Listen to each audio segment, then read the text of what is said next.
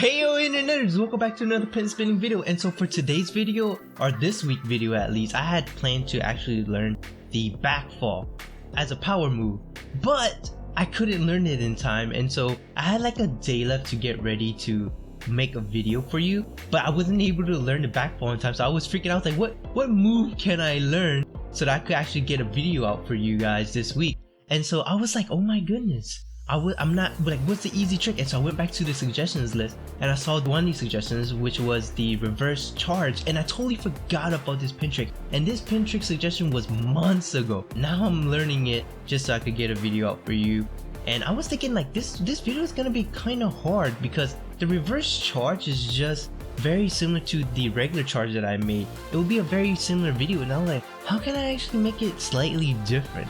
And so let's just get right into learning the pin trick. And so if you know how to do the charge with your left hand, then you know that the direction of the pin is spinning counterclockwise, right? So the pin will be moving in this circular motion here when you're doing the regular charge. And when you're doing the reverse charge, it's just like how the name is saying, you're doing the reverse version of it. So basically it will be going the opposite direction, which is clockwise. And so this is what we'll be trying to do today. So if you take my regular charge video and you play it back in reverse, then that's basically how you will learn the reverse charge. I don't know, I'm just messing. How I'm planning on attacking it is like this. So I'm gonna take my fingers, so before I extend out like this, move my finger back and blah blah blah, right? And so now what I will be doing is I'll take my hand, I'll keep it extended, and I'll bring it back down. I'll bring my middle finger in front, and then I'll bring my finger back like this, and then I'll bring it back down. That's basically how you would do the trick. And of course, you just add a little bit of a swing to it. And if you do add a little swing to it, it will have momentum to carry the pin. And as you can see here, I'm just basically practicing the finger motion so that I can break the muscle memory that I have with doing the regular charge, and building the muscle memory and training my fingers to actually get used to the motion of what my fingers need to do for the reverse charge. And so once I got the finger motion down, I started to add the swing into the pin so it can have momentum to carry the pin in a circular motion all the way around. And in the clip, you see me cheating because I'm bending my wrist and turning my wrist over to try to help carry that momentum or that swing. But you really don't want to do that because that builds bad habit. And if you do this initially, that's fine, just so you could get the feel of how the pin should swing. But eventually you want to wean off of that and actually try to swing it with like your fingers, with the force of your fingers.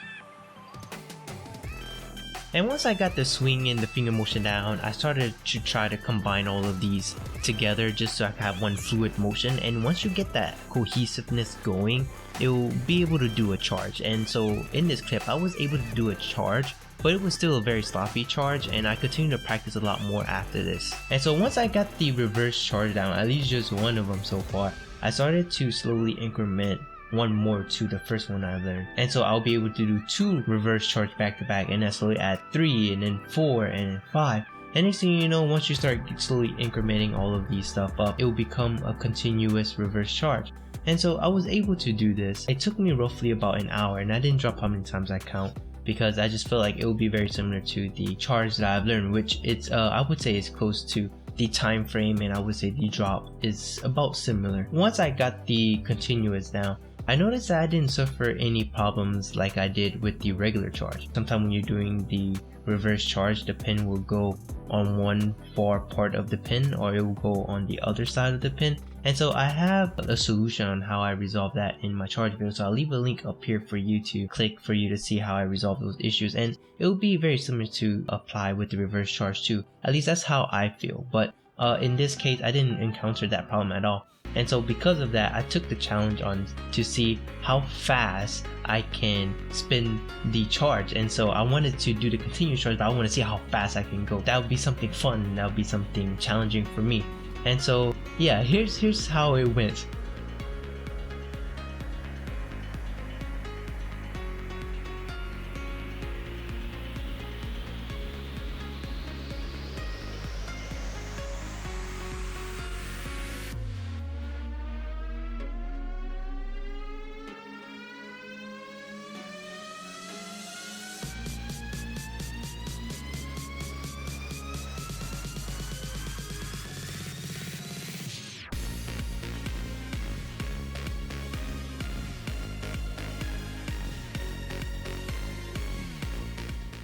And so if you enjoyed the video, please make sure you hit that like and subscribe button. And like always, thanks for watching, and until next time.